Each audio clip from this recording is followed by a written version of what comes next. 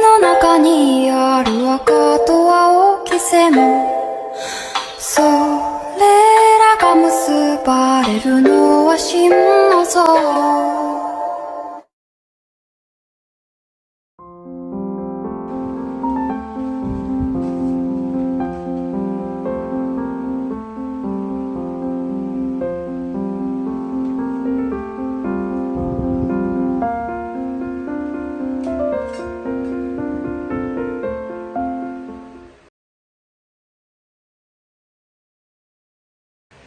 Magandang umaga, Miss Kay. Ako si Nurse Ana, ang assigned nurse mo para sa session natin ngayon.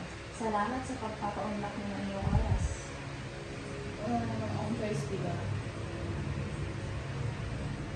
Naiintindihan ko na baka hindi ka sanay sa ganitong usapan. Wala kang kailangang ikatakot. Ang layunin mo lang ay ang tuluyan kang mas maunawaan ang sarili mo kung paano mo hahanapin ang hamon sa buhay mo. Sige, pero hindi pa kasi ako ready, nurse. Okay lang. Pwede naman natin i-reschedule kung okay lang sa'yo.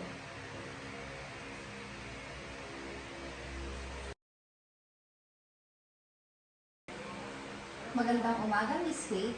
Sa session natin ngayon, pag-uusapan natin ang nararamdaman mo, ang epekto ng gamot sa iyo, at paano natin matutulungan kang mas makontrol ang kalagayan mo. Gusto ko rin pag-usapan kung paano natin mapapangalagaan ang iyong kalusugan. Ano sa tingin mo? Ayos lang, basta walang pangalusga. Huwag kang mag-alala. Wala kang dapat na ipag-alala. Lahat ng pag-uusapan natin dito ay para sa ikabubuti mo.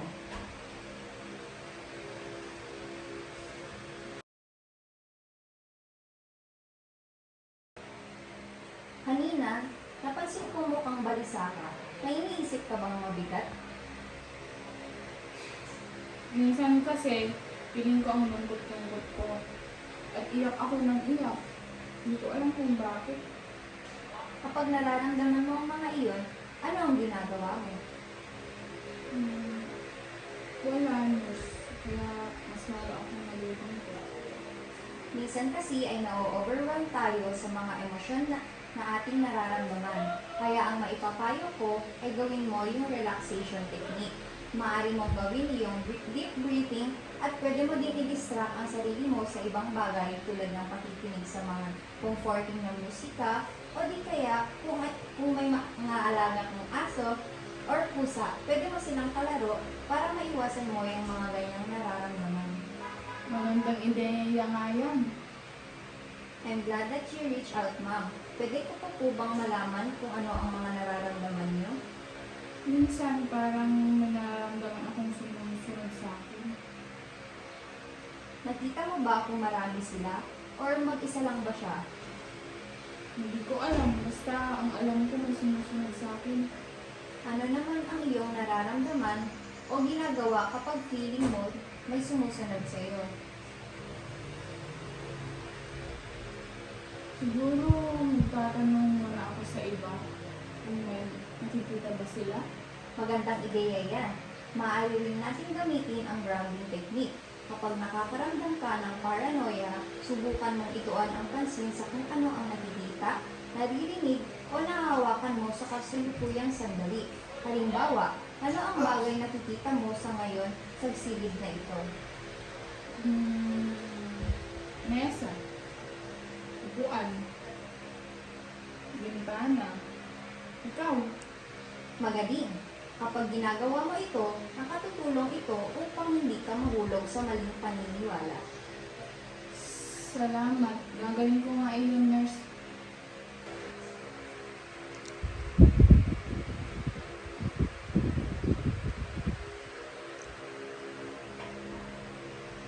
Napansin kong kanina ka pa nakatingin sa TV at sa mga numero.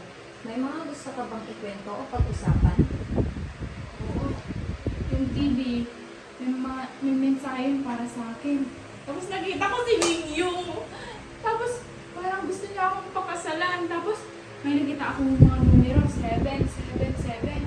Palatandaan yun. Ako ang Diyos! Mukhang marami kang iniisip at nararamdaman ngayon. Naiintindihan kong mahalaga sa'yo ang mga ito. Hindi lang mahalaga. Ito ang lahat. Kahapon sa panaginip ko ng mga sangre. Tapos sinabihan nila akong maghanda ng lechon. Tapos, hindi ito basta panaginip. Totoo to! Nakikita kong matindi ang dating dito sa'yo. Pero gusto kong ipaalam sa'yo na ligtas ka rin. At nandito ako para tumulong sa'yo para unti-unti nating maunawaan ang mga nangyayari. Kagaya ka rin ng iba. Iniisip mong baliw ako. Hindi ko iniisip iyon. Ang nakikita ko ay dumadaan ka sa isang bagay na totoo sa'yo. Pero maaaring konektado rin sa pagod o stress ng isip. Gusto kong matulungan kang mas gumaan ang pakiramdam mo. Anong dapat kong gawin ngayon? Kaibigan ko na ang mga sangre. Baka pwede nating isulat kung ano ang sinabi ng sangre o tapos pag-usapan natin kung paano ito nakakaapekto sa nararamdaman mo. Anong nakita mo na nagsabing para sa iyo to? Pwede kaya coincidence lang ito? Pwede rin. Para kasing may mas malalim na kahulugan lahat ng mga to. Magandang simula yan. Kung feeling mo lahat ng ito ay direktang may relasyon sa iyo, pwede mong i-distract ang mga bagay na ito, tulad ng pag-drawing, pagkikinig sa musika at iba pa. Pwede mo bang gawin iyon? Oo naman. Pwede.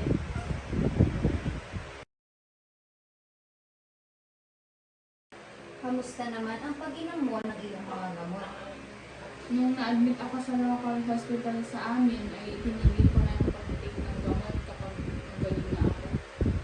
Ano naman ang naging epekto ng pagtigil mo ng iyong mga gamot?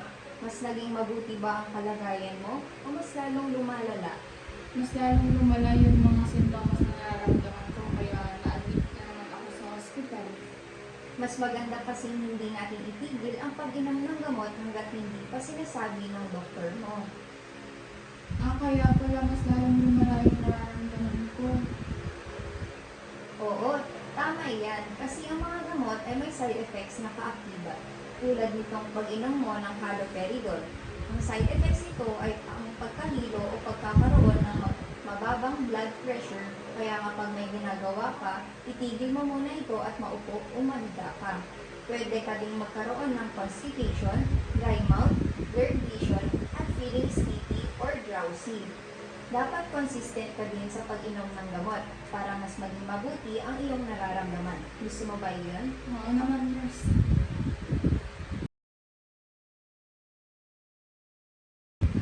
Alam ko rin may diabetes ka. Kamusta ang pagkain mo? Minsan nakakalimutan ko sa kain ng blood sugar ko. At gusto ko din kumain ng mga matatamis. Naiintindihan ko. Pero alam mo ba na hindi tamang pagkain ay maaaring magpalala ng pakiramdam mo? Lalo na sa schizophrenia. Talaga? Oo, kapag mataas ang blood sugar mo, maaari itong magdulot ng pagpapagod, irritabilidad, o pagkalito na maaaring magpalala ng paranoia mo. Paano ko mapapabuti ang pagkain ko? Pwede nating gawin ito ng paunti-unti. Halimbawa, kung mahilig ka sa matatamis, pwede kang lumipat sa prutas bilang alternatibo. At kung paano, mag-set tayo ng alarm para ipaalala sa iyo ang mga pag-check ng blood sugar mo. Sige, subukan. Mas mabuti din na alam mo kung paano mo i-administer ang iyong insulin para sa diabetes mo. Alam ko naman yun, nurse, at gagawin ko lahat ng mga sinabi niyo.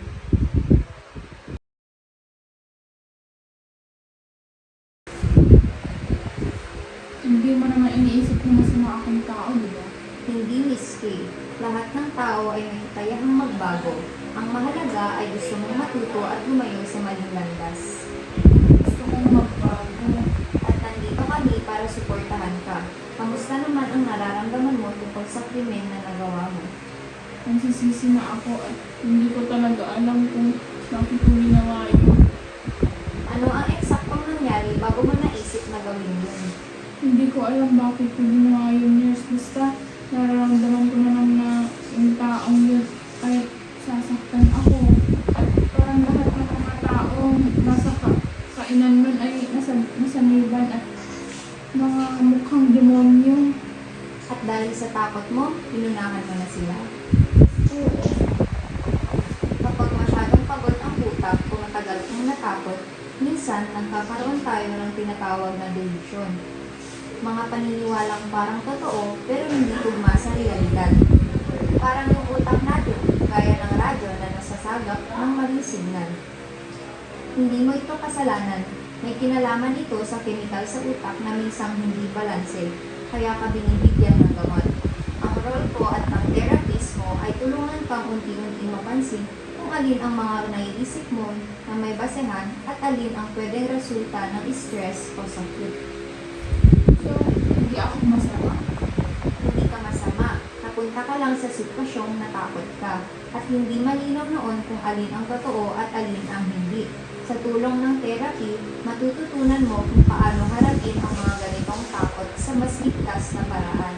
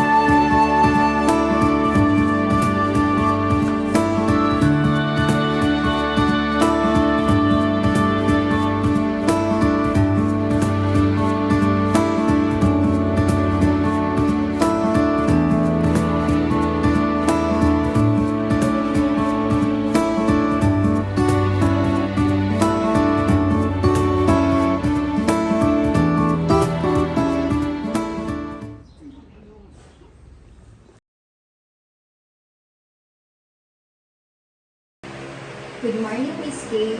Una sa lahat, gusto kong pasalamatan ka sa pakikipagtrabaho mo sa amin itong mga nakaraang linggo. Malaki ang pinagbago mo mula noong dumating ka rito. Salamat din po sa inyo. Hindi ko inakalang magiging ligtas ako ulit. Bilang bahagi ng proseso, darating talaga tayo sa pagtatapos ng ating regular na pagkikita. Pero hindi ito ibig sabihin ng pagtatapos ng iyong pag-unlad. Ang totoo, ito ay simula ng mas malayang pag-aalaga sa sarili. Natatakot po ako. Paano kung bumalik ulit yung takot at yung sintomas ko?